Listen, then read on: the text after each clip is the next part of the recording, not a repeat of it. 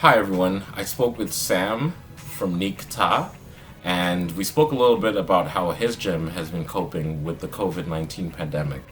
I want to thank Sam for coming on and talking a little bit about some of the challenges he's faced, how he's been adapting, and obviously where he sees the industry going. In this interview, we get into a little bit about what a gym is going to look like once things reopen, because at this point it's so uncertain, nobody knows. So thank you for listening. Thank you, Sam, and I hope you like the interview.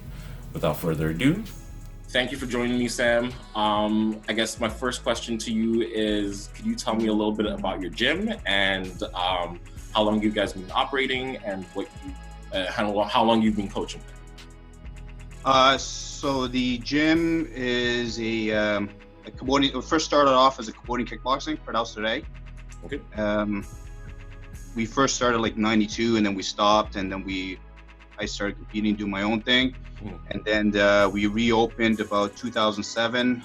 Now we're currently having like BJJ, MMA. We have a Muay Thai instructor too. So we've pretty much been here at this location for about 13 years now. And would you say that since you've opened the gym in 2007, that's it's gotten more popular? That MMA has gotten more popular. Have you gotten more customers, or how have things been going? Yeah, for sure. I think MMA is exploding still. Brazilian Jiu-Jitsu, it's been growing pretty rapidly too. Overall, I think the fitness industry, it's a lot of people more getting into the martial arts aspect of everything in towards the fitness area.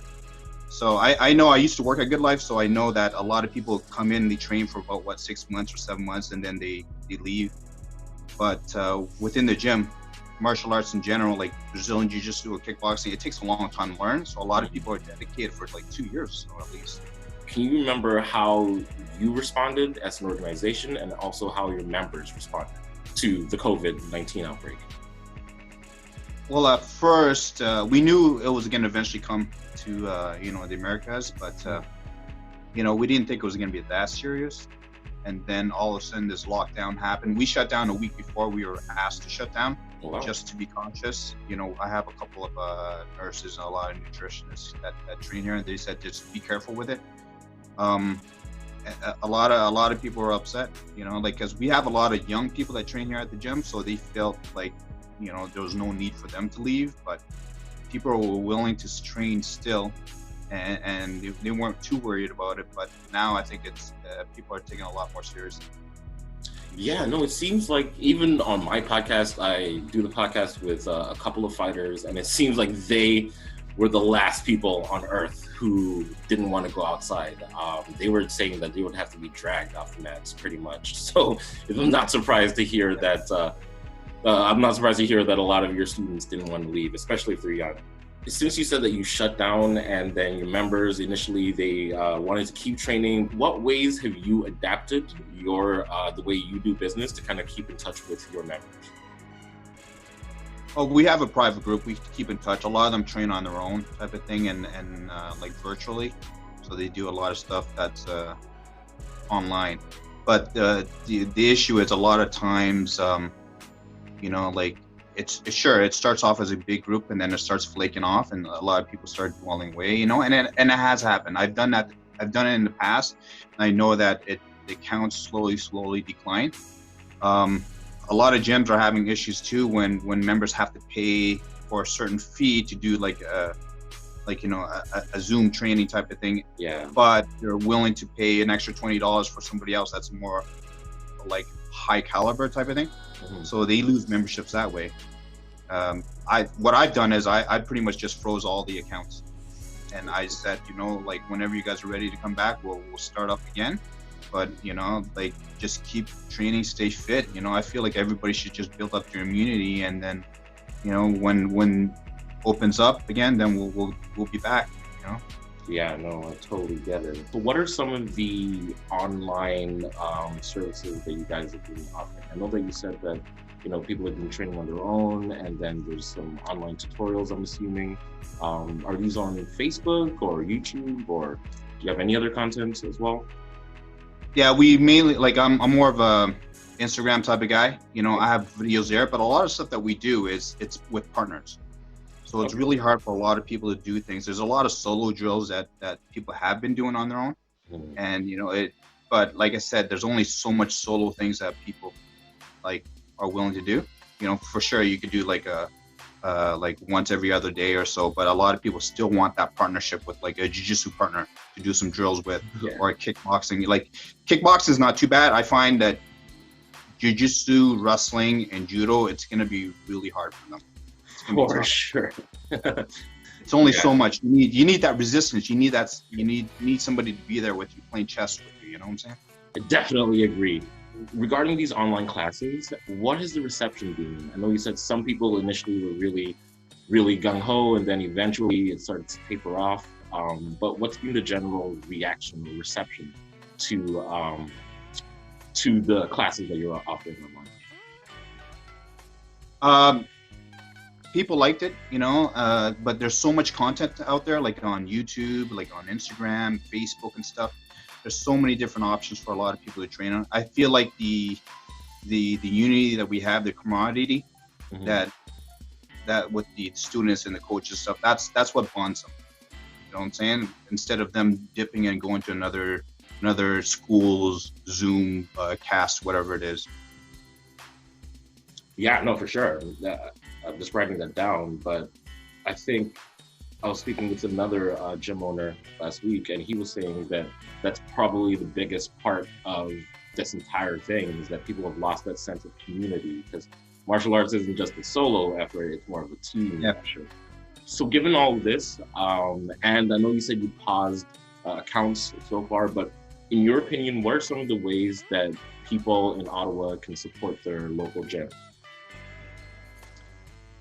If they want, they could keep on doing the online stuff, because I feel like that might be the future too, to offer members merchandises, like buy their gear, help them out. You know, I know some of my guys, they paid a year up front.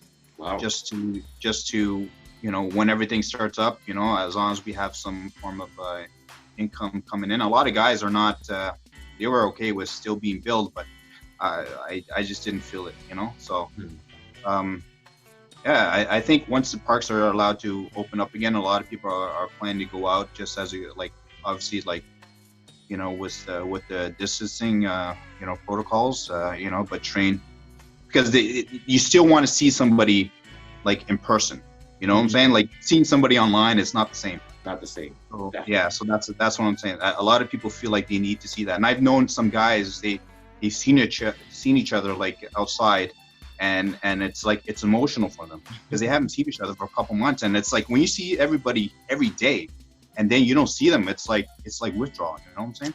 For sure, absolutely, man. Yeah, as I said, man, I miss my MMA community so much. So is there anything else that you'd like people to know about this period? I know you said that people should keep attending online classes, buy merch when it's available, and, you know, if they can, obviously pay for their membership fees. But is there anything else that you'd like people to know about owning an MMA gym, or just any thoughts you want to communicate to people?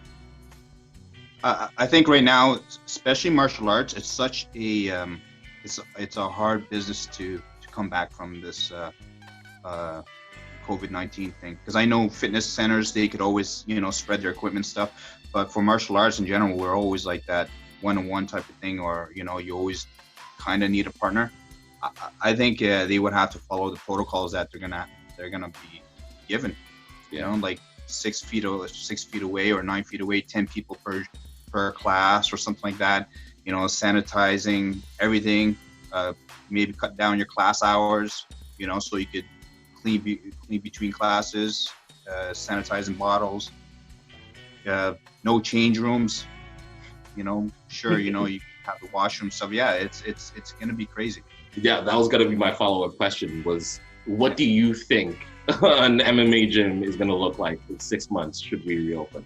Because I'm assuming it's not gonna be exactly the same. It's not gonna be. Man, I don't know, man. I feel like it's gonna be like sort of like open prison where people are gonna have the little cubicle and they get a bunch of bags and stuff. You know, here's your dump. You got to be 6 feet away. You know, like 45 minutes in, you gotta go because we gotta sanitize for the next class, and then you know, it's gonna be a big change. And I know people because we get full access to our classes. So people who are here almost 6 days a week, they're restricted to 3 days a week or like 1 hour a week. Oh man, it's gonna cause problems. Yeah, it sounds like it's gonna be a problem. Sorry, go on. Yeah, we don't know what's gonna happen till it happens, so we're just gonna go with the flow type of thing. Have you heard anything from, if you don't mind sharing, any like government officials, local MPs, anyone? Yeah, so the sports organization of Ontario, they said that, you know, there were talks of stage 2 for fitness gyms to open up, but I feel like martial arts, they might hold it back till even stage 3. Wow. And that stage 3 is like 2 weeks to 8 weeks. Yeah, and that's a long time. And the thing is, you know, you considering that some people are still paying rent, it's going to be a big dent. I feel like a lot of gyms are going to be in trouble, and already in the States, a lot of gyms are in trouble, and they've been shut down. So it's going to be really tough for martial arts fitness gyms. I feel like, you know, the Good Life, the Anytime Fitness stuff, they're going to be, you know, they could work around it. But for martial arts gym, MMA, Jiu-Jitsu mainly, it's tough. I want to thank our guests for coming on. I really think it's important that people support their local gyms. That's the primary reason I'm doing this. Thank you to Michael, who's editing this. This is really tough. I have no idea how he's doing this, so thank you for that. That's it for me. Support your local gyms. Make sure you check our socials in the link below, and also make sure you check our guest socials in the link below as well.